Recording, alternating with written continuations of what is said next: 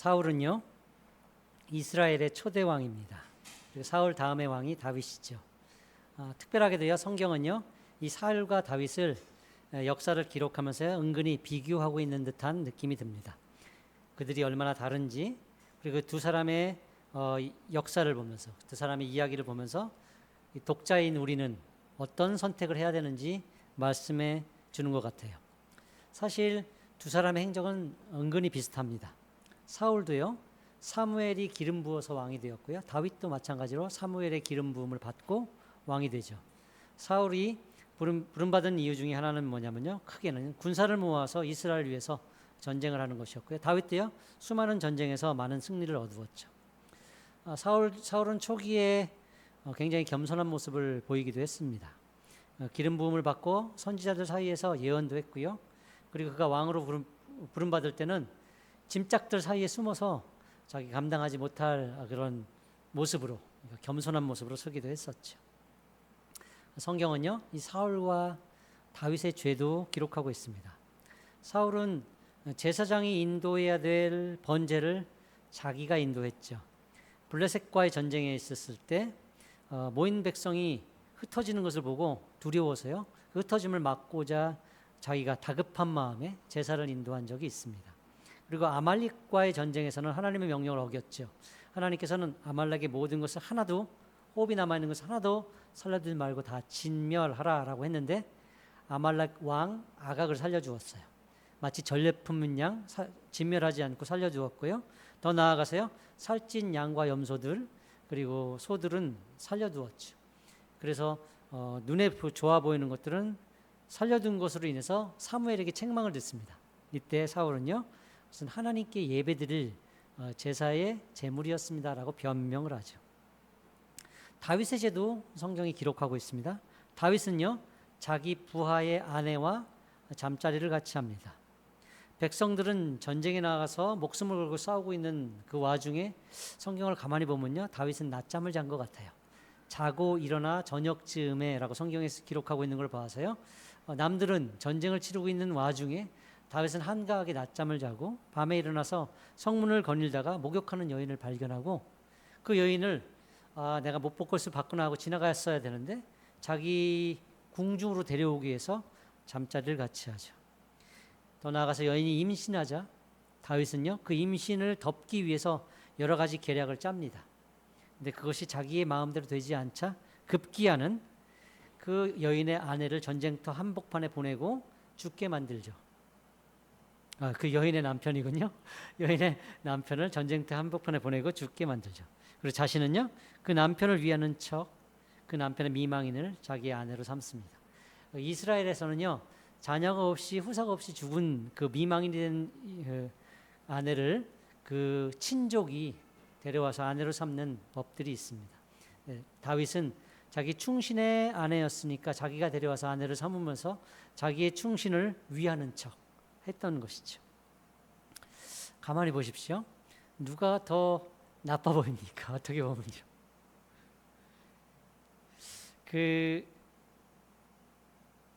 하나님 제사장이 드려야 될 예배를 인도한 것, 그리고 전쟁터에 나가서 좀 눈에 좋아 보인다고 그 소와 양들을 취한 것, 조금 취했나 많이 취했나, 그것과 부하의 아내를 훔쳐오고 그 부하를 죽여버리고 그것을 덮기 위해서 술수를 쓴 것, 어떤 것이 더 나빠 보입니까?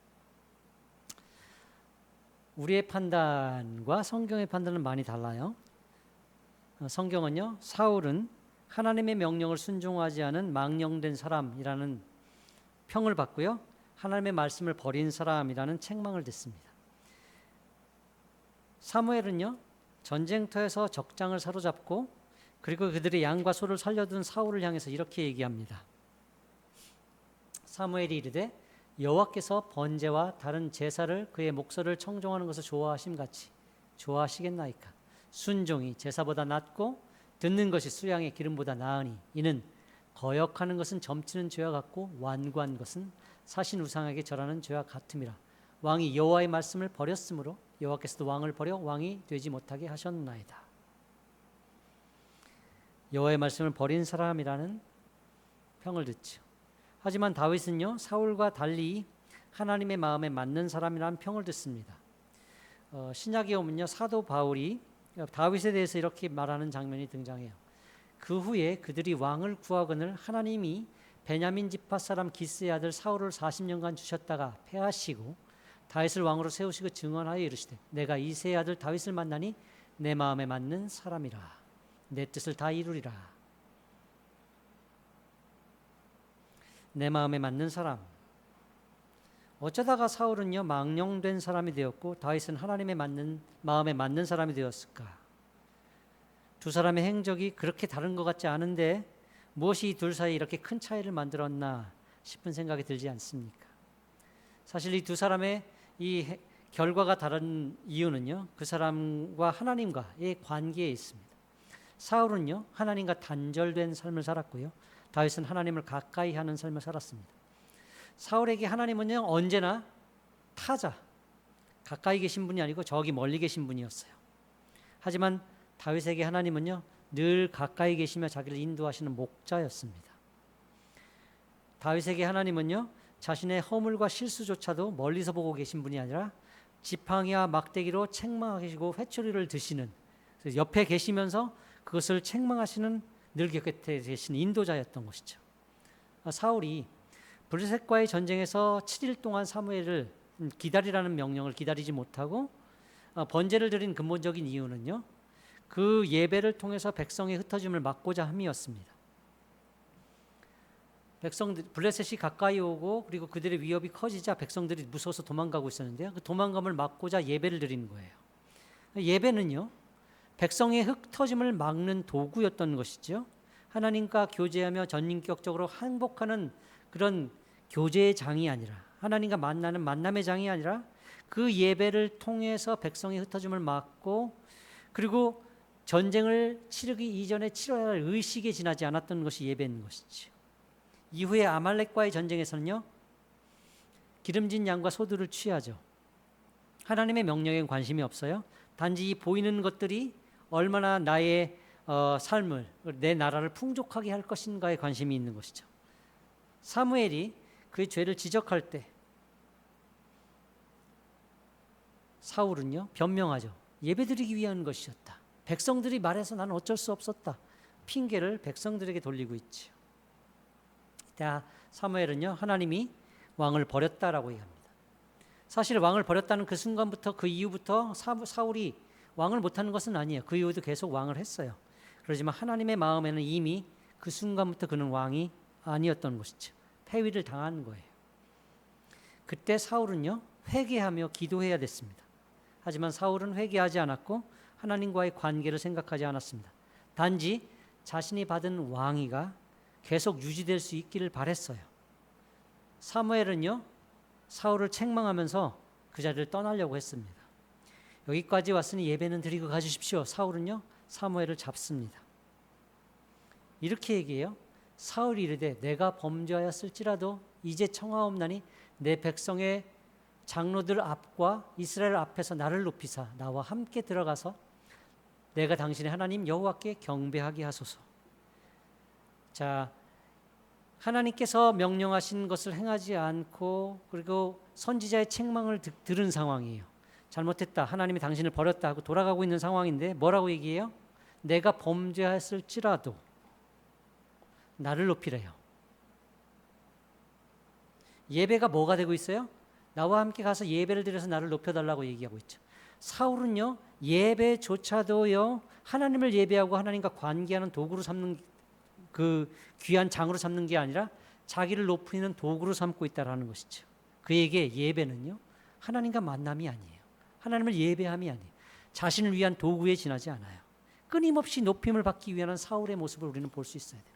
이전에 사울은 왕이 되려고 했을 때 어떻게 베냐민 지파인 내가 왕이 될 수 있겠습니까? 우리 지파는 그럴 만한 지파가 아닙니다. 그리고 왕으로 추첨을 받았을 때, 제비가 뽑혔을 때도 그 짐짝 뒤에 숨어있던 사울이었어요. 그 사울이 권력의 제일 최고점에 올랐을 때는 그런 모습이 하나도 드러나지 않죠. 예배조차도 자기를 높이는 도구로 삼고 있는 사울이 돼요. 얼마나 사울이 하나님과 멀어지고 있는가 우리는 볼 수 있어야 됩니다. 그는 하나님과의 관계에 관심이 없어요. 오직 자기 자신만 있는 것이죠. 그래서 사울이 다윗의 적이 됩니다. 왜냐면요, 자신이 가장 높은 자리에 있어야 되는데 다윗이 높은 자리에 올 것 같아요. 자기보다 더 왕다운 인물이 등장하니까 그것을 참을 수 없는 것이죠. 하나님의 뜻이 거기에 있다는 것이 분명히 보임에도 불구하고 그 하나님의 뜻을 거스립니다. 우리는 여기 이 말씀에서요, 더 무서운 표현이 등장하는 것을 우리는 알게 돼요. 그래서 바로 사울이 언급하고 있는 하나님에 대한 표현이에요. 사울은 하나님을 이렇게 부릅니다. 당신의 하나님. 내가 당신의 하나님 여호와께 경배하겠소. 자기 하나님이 아니고요, 사무엘의 하나님이에요. 이 표현이요, 여기 한 번 나오는 게 아니에요. 그 앞절 15절과 21절에도 계속적으로 반복해서 나오는 표현이에요. 당신의 하나님께 예배하려고 이 양과 소를 데려왔다고. 자신의 하나님이 아니죠. 내 하나님이 아니라 당신의 하나님, 사무엘 하나님이라고 얘기하죠. 사울에게 하나님이 없는 거예요. 하나님의 말씀도 없는 거죠. 그 말씀 앞에 항복할 일도 없고 그 뜻을 따를 일도 없어요. 그러니 사울의 결말이 그렇게 끔찍하고 비극적이었을 수밖에 없는 것이죠. 하지만요, 사울보다 더 악한 죄를 저질렀다고 보여지는 다윗은 달랐어요. 그는 간임을 했고 살인을 했고 죄를 숨기려 했어요. 하나님께서 그 죄를 지적했을 때 다윗은요, 무릎을 꿇었습니다. 우리가 이스라엘 역사를 보면요, 왕 앞에 나아가서 왕의 죄를 지적한 선지자들이 많았어요. 근데 선지자들이 그 죄를 지적할 때마다 그 왕들은요, 그 죄를 지적한 선지자 앞에 무릎 꿇지 않았어요. 도리어 화를 냈고요, 역정을 냈죠. 다윗은요, 그 죄를 지적하는 선지자 앞에 항복을 했죠. 시편 51편은요, 부제가 있는 시입니다. 다윗이 밧세바와 동침한 후 선지자 나단이 그에게 왔을 때라는 제목이 있는 시예요. 그러니까 그 죄를 저지르고 난 다음에 나단 선지자가 와서 그 죄를 지적했을 때 다윗은 어떻게 고백했는가? 시편 51편은 절절히 하나님께 회개하는 기도로 가득합니다.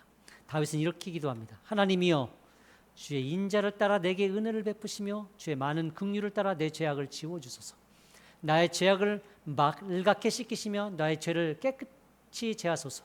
물은 나는 내 죄과를 아오니 내 죄가 항상 내 앞에 있나이다. 용서해 주십시오. 제발 용서해 주십시오. 이 죄가 나를 정죄합니다. 그래도 용서해 주십시오. 다윗은 계속해서 이렇게 고백합니다. 시편 51편 뒷절에 가면요, 하나님이여, 내 속에 정직한 정한 마음을 창조하시고 내 안에 정직한 영을 새롭게 하소서. 나를 주 앞에서 쫓아내지 마시고 주의 성령을 내게 거두지 마소서. 주의 구원의 즐거움을 내게 회복시켜 주시고 자원하는 심령을 주사 나를 붙드소서. 다윗은요, 그 죄 가운데서 하나님을 원했어요. 추악한 죄로 인해서 절망의 자리에 있을 때 하나님과의 관계가 깨어지지 않기 위해서 기도했죠. 나를 주 앞에서 쫓아내지 마시고 주의 성령을 내게서 거두지 마소서. 끊임없이 하나님 앞에 머물 수 있도록 은혜를 베풀어 달라 기도하고 있는 거예요. 아무리 내가 그러해도 하나님만은 뺏기지 않게 해주십시오. 관계만큼은 지켜주십시오 라고 고백하는 것이지요. 어떻게 보면 뻔뻔한 기도 같지 않습니까? 어떻게 그렇게 추악한 죄를 저지르고 하나님과의 관계를 유지하겠다고, 하나님께서 그렇게 싫어하는 죄를 저지르고 그런 기도를 할 수 있을까 싶지 않습니까? 놀라운 것은요, 하나님은 용서하신다는 거예요. 관계를 유지하기 원하신다는 것이지요. 물론요, 죄는 항상 다윗 앞에 있습니다. 그가 지은 죄가 사라지지 않아요. 이 죄책이라는 것은요, 남아있는 거예요. 그래서 오늘도 성경에 다윗의 죄가 거스란히 그대로 기록되어 있어요. 다윗은 결코 자신이 그 누군가를 해쳐서 누군가의 아내를 빼앗았다라는 이 죄책에서는 벗어날 수 없을 거야. 그럼에도 불구하고 그는 용서를 받아요. 하나님의 마음에 맞는 사람이라는 칭찬까지 들어요. 무엇이 다윗을 그 자리까지 머물게 했는가? 그 자리까지 인도할 수 있었는가? 관계입니다. 하나님과의 관계, 깊고도 진한 하나님과의 관계가 다윗을 그 자리까지 이끈 것이죠. 여기서 우리가 보아야 될 기독교의 신비가 하나 있습니다.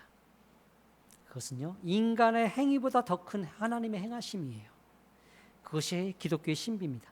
다윗은 그 행위로 하나님의 마음에 맞는 사람이 되는 것이 아니에요. 하나님이 그를 하나님의 마음에 맞는 사람을 불러내신 것이죠. 단지 다윗이 한 것이 있다면, 잘한 것이 있다면 그것은 하나님과의 관계를 유지하기 위해서 몸부림을 쳤다라는 거예요. 이것은 빼앗기지 않게 해서 그것 무엇보다 소중한 것이라고 생각하고 그 관계를 유지하기 위해서 목숨을 걸었어요. 다윗에게 하나님은요, 당신의 하나님이 아니에요. 나의 하나님이에요. 그래도 나의 하나님이에요. 내가 그렇게 악하고 추해도 하나님은 나의 하나님인 것이죠. 이 시편 51편에 이 시편을 계속 읽다 보면요, 다윗은 하나님을 이렇게 고백해요. 하나님이여, 나의 구원의 하나님이여, 피 흘린 죄에서 나를 건지소서. 내 혀가 주의 의를 노래하리이다. 하나님이여, 나의 구원의 하나님이여. 사울처럼 당신의 하나님이 아니에요. 아무리 내 죄가 험악하고 추해도 하나님은 내 하나님이다. 나는 그 내 하나님 앞에 무릎을 꿇으며 내 죄를 고하며 이 죄에서 건져달라 고백합니다 라고 얘기하고 있는 거예요.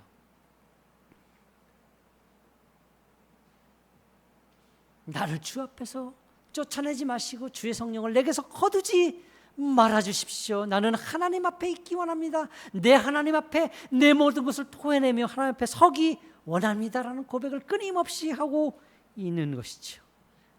이것이 사울과 다윗의 근본적인 차이였어요. 사울에게 하나님은 너무나 멀었어요.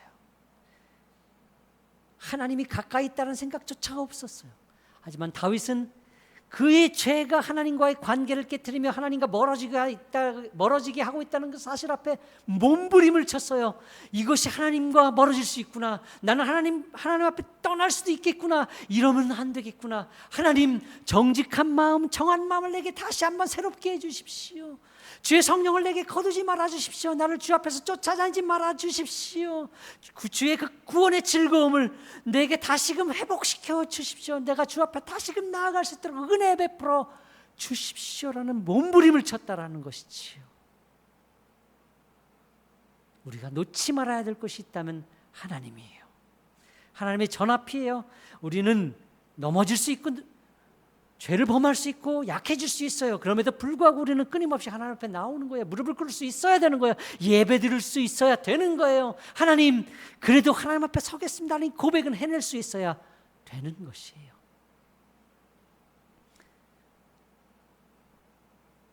예수님의 예화에 나오는 탕자가 있죠.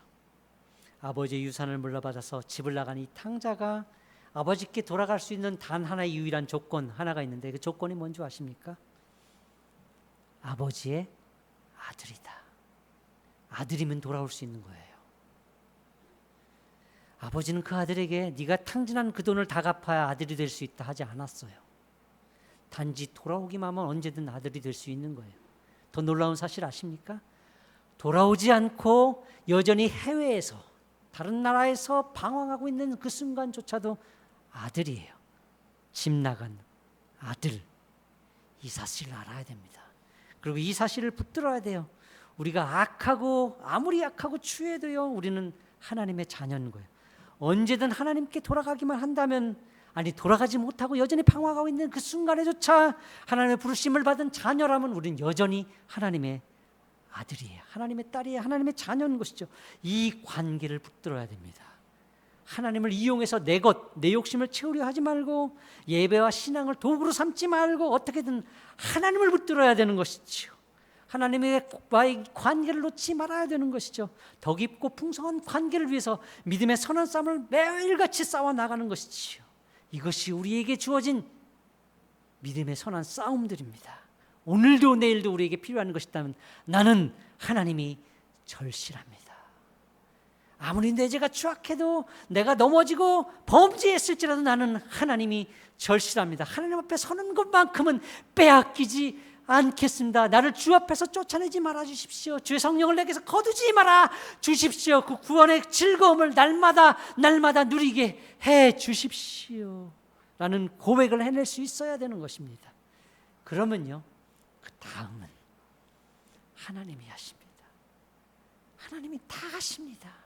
터벅 돌아오는 그 아들의 발걸음을 멀리서 보고 쫓아와 안고 입을 맞추며 잔치하자, 내가 이른 아들을 찾았다 하시면서 더 놀라운 일들을 하실 겁니다. 가락지를 다시 끼워주고 아들의 위치를 회복시켜 주시며 그 놀라운 그 영광을 누리게 하실 거예요. 우리가 기대하지 못한 놀랍고도 큰 일들을 행하실 겁니다.